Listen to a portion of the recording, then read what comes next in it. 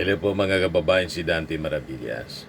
Si General Torre, tapos si dating General Torre at ngayon MMDA Chairman, General Manager Nicolas Torre, nag-react na po doon sa mali-malitang pera kasi pati siya mga kababayan napangalanan. Ganon din mga kababayan, yung mga congressmen. At isa sa mga nag-react na rin, si Benny Abante. Yan sabi ni Benny Abante, "The accusations that I accepted suitcases of cash is completely false, baseless, and malicious. I categorically deny it." Hindi lang po mag-deny yung dapat gawin ninyo. Kasi marami kayong pinangalanan doon. Magpatawag po kayong congressional investigation para hindi na maulit ang ganitong pagpapakalat ng mga malicious information or accusation. Sabi ni Benny Abante, simply a product of politics niya. Pinasinungalingan ni 6th District Manila Representative Benny Abante ang aligasyon ng tinaguriang 18 ex-Marines na tumanggap siya ng malimaletang pera. Naniniwala ang kongresista na tinatarget siya dahil sa posisyon niyang humanap na hustisya para sa mga biktima ng extrajudicial killings. I stand my record, I stand my principles. I will not be deterred by fabricated attacks and will continue to fight to justice for our countrymen, sabi po ni Abante. Gisain po ninyo yung mga nagpatawag ng press con, si Atty. Levi Baligod, si Amy Marcos, yung Senate investigation niya, kaduda yun. Kasi ang tawag niya, malita ng katotohanan. Baliktad po, malita yun ang kasinungalingan, pero ang tawag niya, malita ng katotohanan. So, pabor siya doon, naniniwala siya doon sa papreskon. Libre naman na niya, Mr. Maravillas. Kaalyado nila yun. Di ba? Post po ito ni dating Senador Sani Trillanes.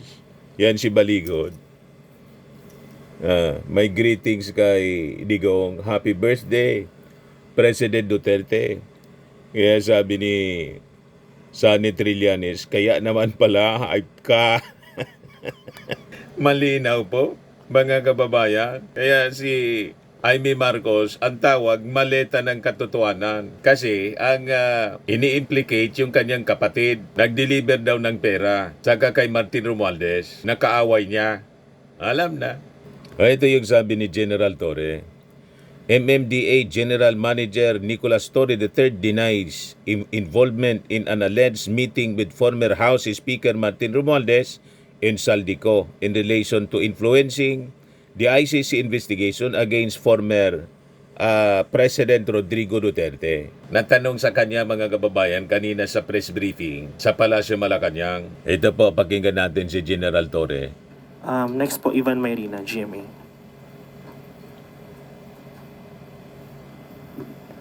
Ipanin po ninyo hindi konektado sa 136 ito. Pero sasamantalayin ko na po since nandiyan kayo. With the indulgence of Yusek Claire. Ma'am, with the indulgence of Yusek. Nabanggit po kasi kayo dun sa isang dokumentong inilabas kahapon ni Atty. Baligod. Sa isang pulong daw nakasama kayo ni Martin Romualdez at Saldico. Ito po ay para suportahan ng kanilang aligasyon na binabayaran daw yung mga ICC investigators. At your name was mentioned as present dun po sa isang meeting sa isang bahay sa Bel Air. What do you have to say to this, General? Alam mo, nakita ko rin yung affidavit na napakarami ng pangalan na involved, no? Allow me please to reserve my comments regarding that matter kasi hindi nga natin alam kung yan ay kaya nilang i-substantiate at tataasan nila ng kamay para sila ay mag-subscribe dyan. Baka mamaya at the end of the day sasabihin, joke only yan eh. Di ba? So it's really non-issue right now for me because hindi naman akong bida dyan. Napakarami ng pangalan dyan. Po, you don't know where this is coming from? Most probably alam ni Atty. Baligod yan kung saan ang gagaling yan pero nasa sa kanya ngayon yan kung ano ang kanyang purpose regarding that matter. Salamat po. Thank you, Yusek Claire. Okay po, yun na po ang last. Nakita na ninyo, ayaw ng patulan, mga kababayan ni General Torre. Kasi mamaya niya, baka sabihin, joke man lang, kasi hindi man sinumpaan. Di ba? Ito naman yung naging statement ni Colonel Francel Padilla, spokesperson ng Armed Forces tungkol sa isyong ito. Dali lang. Hindi, no, sa mga Congress, hindi. Sa ngayon, ang Presidential Security Command natin, we perform security detail to the President, to the Vice President, and to the First Family. Yung mga congressman walang gano'n. Hindi. So, ma'am, going back to the Hindi, no, sa mga let the legal, legal entities, do their jobs dito sa sa usaping ito. So we trust that our democratic processes are in place, and andyan dyan yung tiwala ng sandatahang lakas ng Pilipinas na itong mga proper forums ang dapat na na umaksyon sa mga ganitong usapin. So retired na nga itong mga to, so they are already private individuals. So yung dati nilang serbisyo, well, we acknowledge them, no, and we thank them for their service. We do not want the Armed Forces of the Philippines to be dragged into political issues. So patuloy kami, focus kami, and I hope na hindi po kami ilihis dito sa mandato namin, that is to protect our sovereignty and of course protect the people in the state. Ulitin natin. Panawagan natin dyan, no, sa ating mga kababayan, let us be discerning, no. Dapat i-verify natin lagi itong mga sources ng information natin. Ang titignan natin dito, let's let the legal legal entities do their jobs dito sa sa usaping ito. Dumistansya yung forces, dapat anya maging discerning po tayo. Yun nga po, kitang-kita naman po ang ebidensya. Unang-una, mga kababayan, pati yung address na sinasabing nag-deliver sa ating Pangulo, non-existent. Pati doon sa Ilocos, mali. Paway daw. Yung paway na bahay ng dating Pangulo, tatay ng ating Pangulo, museum na yon.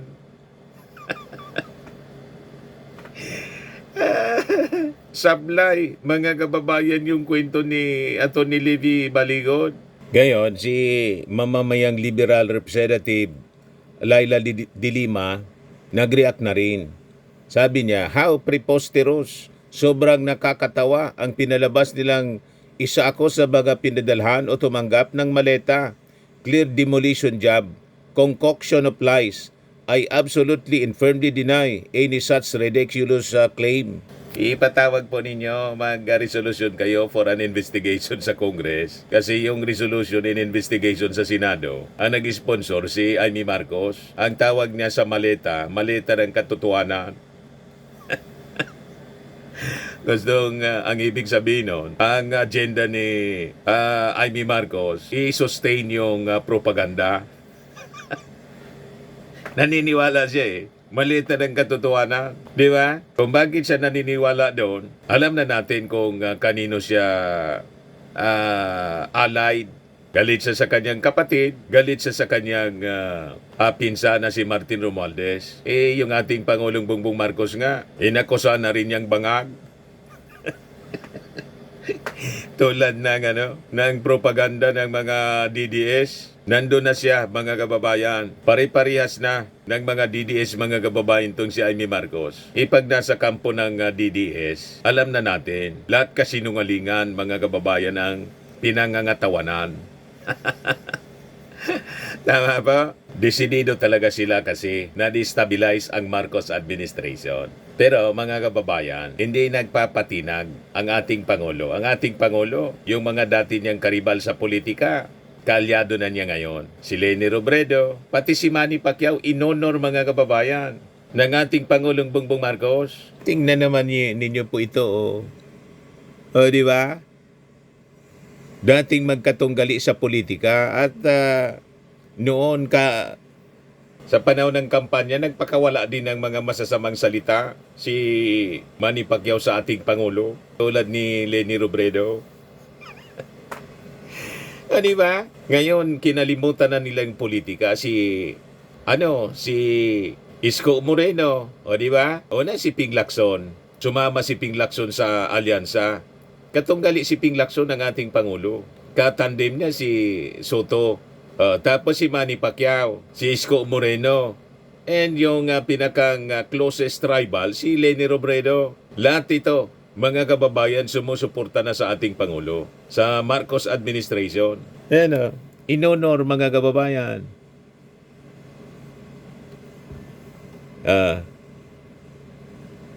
Di ba? Ang saya-saya mga kababayan. Yan sabi dito, simbolo ng sipag, disiplina, pananampalataya at tagumpay na patuloy na nagbibigay inspirasyon sa bawat Pilipino. Isang mahalagang bahagi ng kasaysayan, inspirasyon at ligasiya para sa mga Pilipino ang sinisimbolo ng mga memorabilia ni Manny Pacquiao na formal na itinurn over sa Philippine Sports Museum. Pinangunahan ni Pangulong Ferdinand Marcos Jr. ang pagtanggap ng sagisag ng tagumpay mula sa People's Champ, kabilang ang competition shorts na ginamit sa kanyang makasaysayan na laban at isang WBC Championship belt na kumakatawan sa kanyang pambihirang karera at sa pamatagalang ambag niya sa dangal at pagkakakilanlan ng bansa. Sa lalagak ng mga ito sa museo, lalo pang pinagtibay ang kanyang impluensya sa kabataan Pilipino at sa mga susunod na henerasyon ng atleta bilang paalala na ang pagsisikap at determinasyon ay kayang mag-atid ng tagumpay, hindi lamang para sa sarili kundi para sa buong sambayanan. Ganun ang ating Pangulo, hindi siya namimersonal, hindi siya pikon. Nakita na ninyo kung gaano kabosilag ang puso ng ating mahal na Pangulo. Ito yung ating Pangulo, handover ceremony, Una, siyempre, Manny Pacquiao memorabilia. Idol natin lahat, ang kampiyon.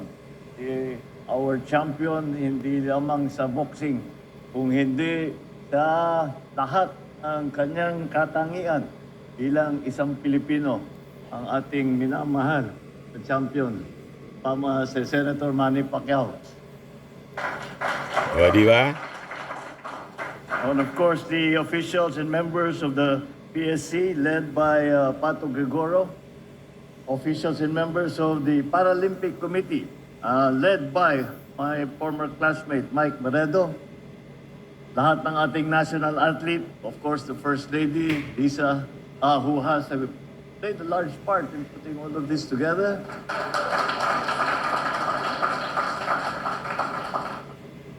Distinguished guests, ladies and gentlemen, magandang hapon sa inyo lahat. What can I say about Manny Pacquiao and his boxing career that hasn't been said before?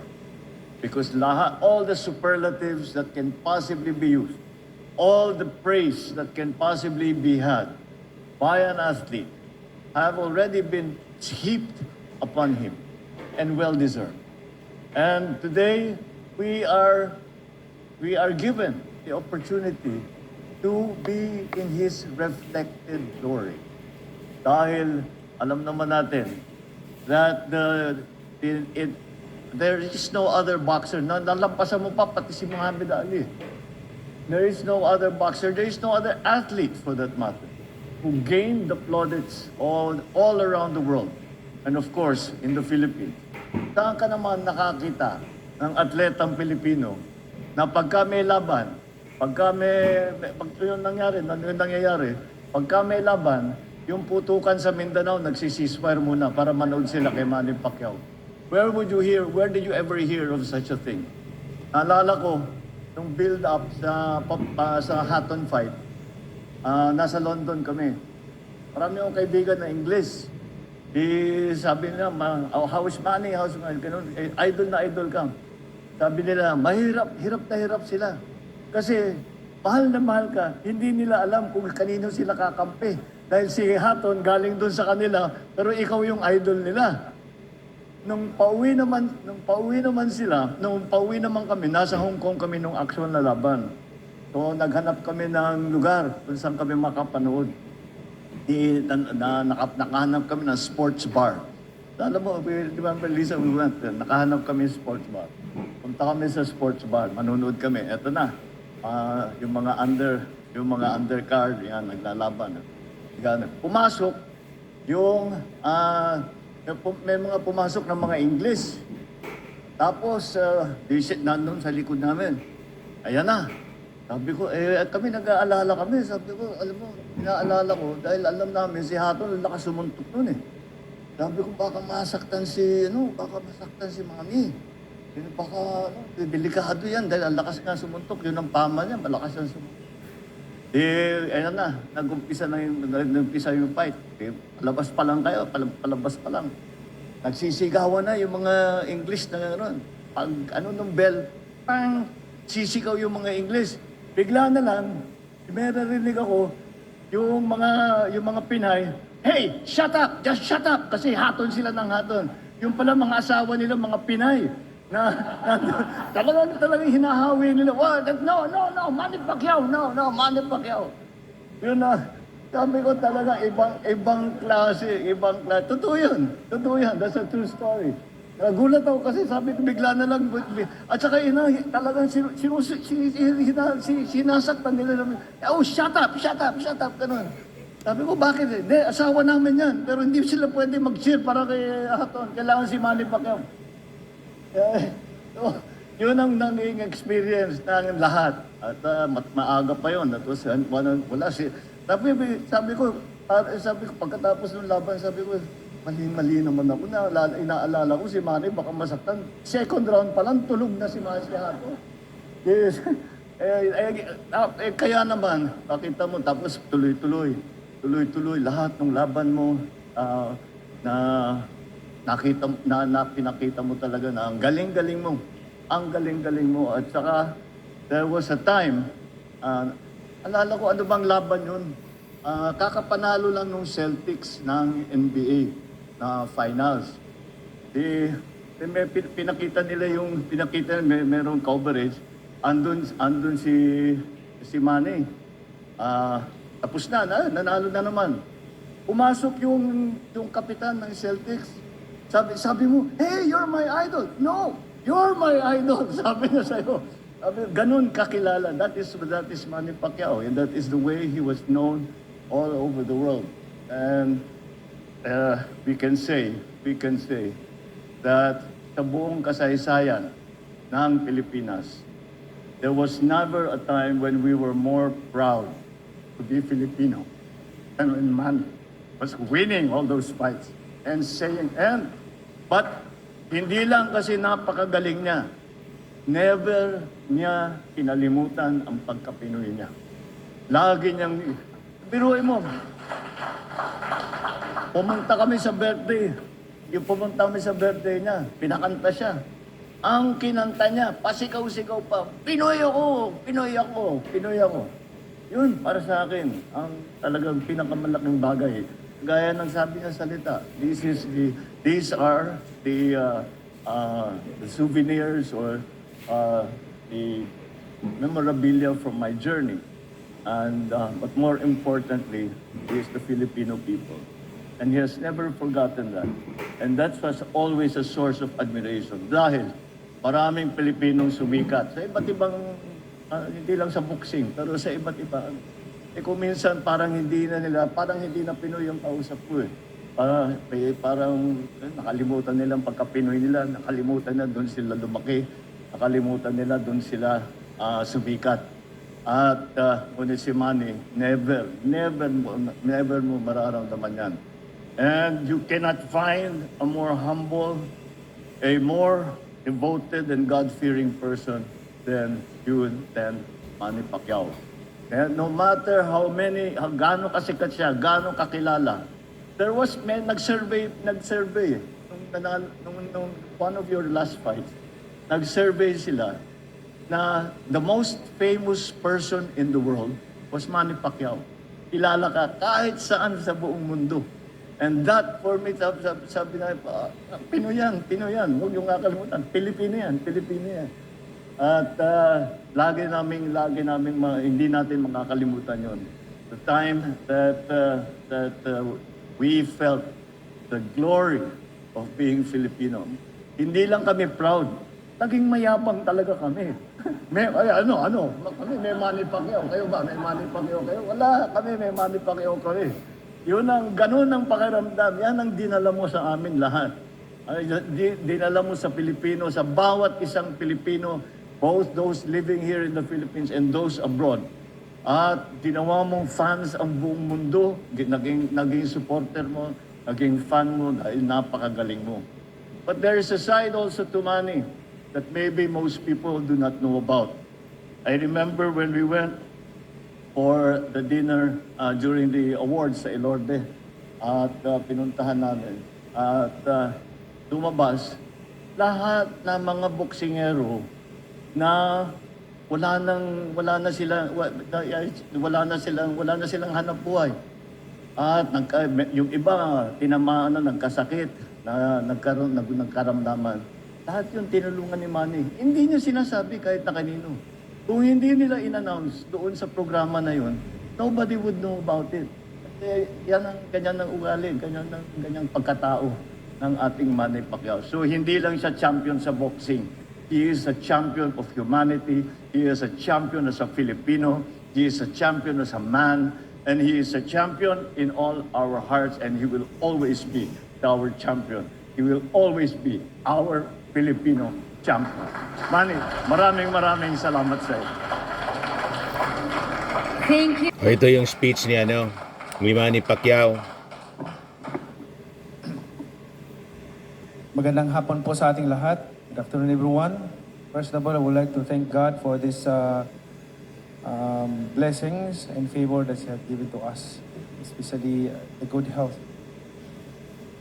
His Excellency Ferdinand Marcos Jr., President of the Republic of the Philippines, our esteemed First Lady Lisa Araneta Marcos, Ma'am, good afternoon.